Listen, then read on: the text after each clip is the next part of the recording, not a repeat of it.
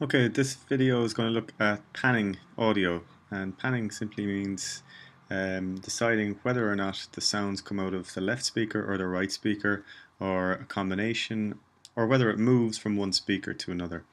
So let's have a look at what we've got here, and it's a simple mono recording of an airplane. Now, it only has one channel. It's mono, single channel, so there's no left and right here. And if we look at the volume meters here on the right hand side, you'll see that it tips the balance, so it's centered, so it'll come out over both speakers just as loud, and the sounds won't be any different in the left speaker and the right speaker. I'm going to create a new sequence now and call it panning,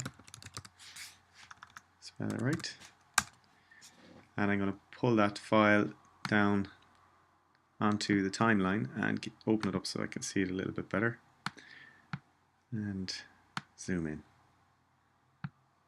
So I'll play it on the timeline, and once the sound kicks in, you'll see that it is a single channel playing in a single track, audio one, and the sound is centered and it's playing evenly over the left and the right outputs, which equates to speakers.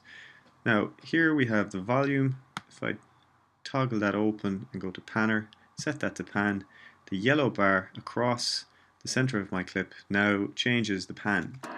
So if I were to drag it all the way up to the top by clicking and dragging it up, you'll see that it now only plays out over the left speaker. I've panned it to the left. If I pull it back to the very bottom, it only goes out to the right. Now if, on the other hand, I say I started up at the top here and I use my keyframes to automate a change in that yellow line, then I can get it to pan from left to right and appear as if the plane is essentially moving from left to right as well. So I get my pen tool, I click on the yellow line, you'll see it creates a keyframe. I can create another keyframe here, and I can hold down on that keyframe and pull it down like that. So now it's starting panned to one side. Once the keyframe records that position and then moves the position to the other side of the clip, or the right speaker, it should pan from one side to the other. So that gives us a kind of a fake stereo sound. So you'll see that the bars reflect the change. It's all the way on the left, then it's in the middle, and then it's on the right. And I can make that a little bit more gradual by clicking and dragging on that second keyframe.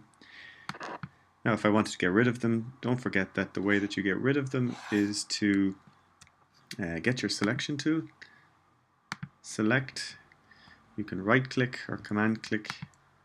Oh no, not command click, apologies, not on a Mac. So